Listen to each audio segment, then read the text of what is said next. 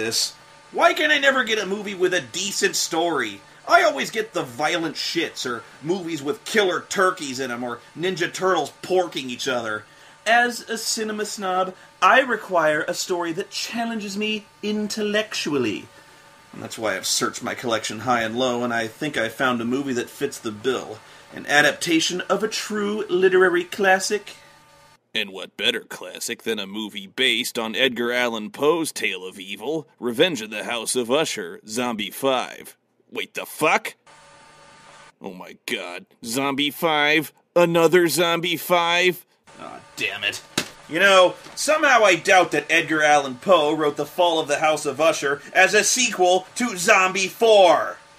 And no, this isn't just a repackaged Zombie 5 killing birds, and it isn't some obscure alternate title some asshole added to IMDb just to torment me. If you type in Revenge in the House of Usher into IMDb, it actually redirects to Zombie 5. And if you type in Zombie 5, this is the first exact match you get.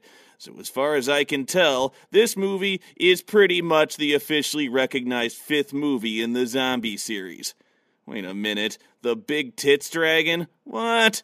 AKA the Big Tits Dragon, Hot Spring Zombies versus Strippers 5. Oh, thank God it was made in 2010. That means I don't have to review it.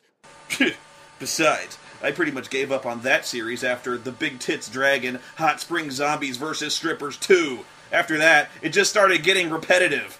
Anyway, the movie opens up with this guy riding to the castle of Dr. Usher, which looks more like the castle of Fu Manchu. Wait a minute, that might actually be the castle of Fu Manchu. Who the fuck directed this? A film by A.M. Frank. Huh, never heard of him. That name's nowhere on the box. The box says this was directed by J.P. Johnson. IMDb says, oh my god, Jesus Franco? Jess Franco? Oh god. Oh man. Jess Franco's the guy who actually made The Castle of Fu Manchu, a movie so fucking bad, even Mystery Science Theater couldn't save it. He's the guy who made Sadomania, but Zombie 5 he's so ashamed of, he had to come up with 2 fake names. To be fair, I don't know that it's actually the same castle, but Jess Franco was well known for shooting several movies at the same location. And as we'll see, it's not the only thing Jess likes to recycle. This is gonna suck. Good morning. My name is Alan Hacker. Dr. Usher wrote me. He asked me to come and see him urgently. These pretzels are making me thirsty. Dr. Usher here wrote him a letter saying he's sick and needs help, but mentally he's so far gone, he doesn't even remember writing it, and he's gone completely batshit paranoid. The town council has ordered me to stop my experiments. Dr. Stegmeyer and the ghost of dead Arcadian militiamen are after me. There they are. Oh, they followed me here.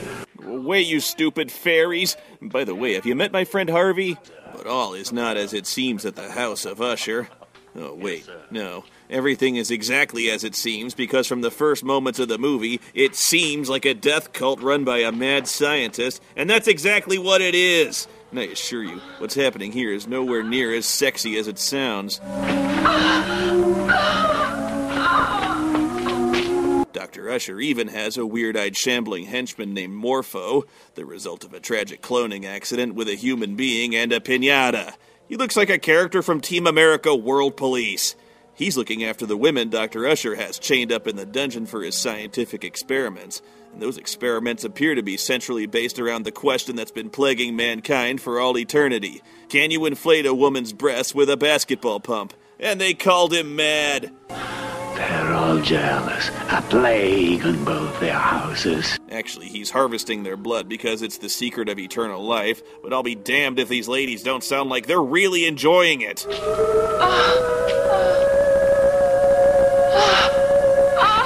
I really hope this doesn't turn into a porno. When Jess Franco isn't busy making garbage like The Castle of Fu Manchu, he's a prolific pornographer well known for making Z-grade titty flicks like The Erotic Rites of Frankenstein, The Super Witches of the Rio Amore, and 2 Female Spies with Flowered Panties, which is oddly specific and kind of intriguing. Maybe this movie should turn into a porno. At least that way, something would fucking happen! But there's something I must do before I tell you about my research and... What are you doing, Dr. Usher? Oh God, no, what's he doing? I take it back. This isn't what I wanted! I'm a murderer. I murdered many women. I murdered in the name of love. I killed them for science. And that's basically how Dr. Usher introduces himself, by outright declaring he's a mass murderer and mad scientist. But this never really seems to sink into poor Hacker here, whose basic reaction to everything is to squint uncomprehendingly at it, as if someone were explaining how to solve quadratic equations for the first time. Instead of being alarmed by this confession, Hacker just chalks it up to Usher being old and crazy and agrees to stay the night in the castle. But he's awakened in the night by the tortured moans of the captive women in the dungeon, so he goes down there to investigate. He goes down there very, very slowly. We see every fucking step he takes.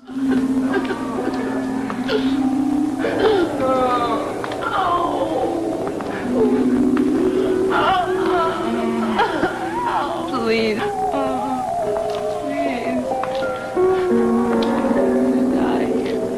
I get it! He's walking! Move on! It takes him 3 minutes to reach the dungeon, and even when he's looking directly at a cage full of tortured women, he doesn't look alarmed or concerned, just kinda confused and stupid. Please, get us out. Who the hell are you? I'm dying. Who locked you up?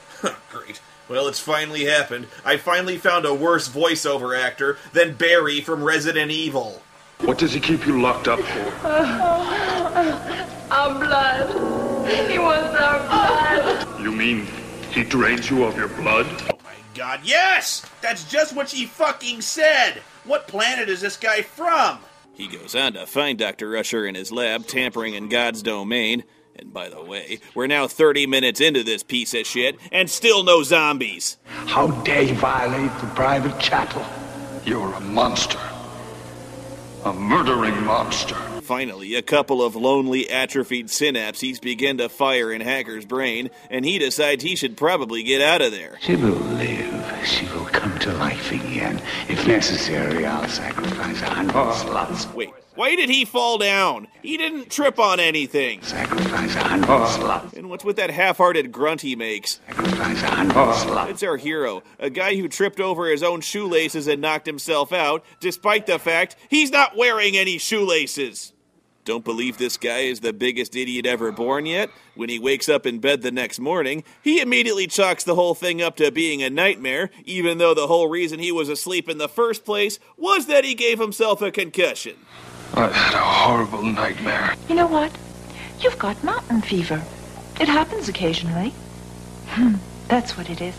Genuine old mountain fever. It happens to people who don't know the mountains, and it gives them nightmares, fever, and horrible headaches. That is a plausible explanation, and I, Dr. Alan Hacker, believe you completely. Later that day, Dr. Usher calls Hacker into his study and sets him to work taking dictation for his memoirs. Pick up your pen and start writing. You want me to take down what you say? That's right. As faithfully as you can. I, Eric Vladimir Usher, born in Prague. Okay, Usher, born in Prague.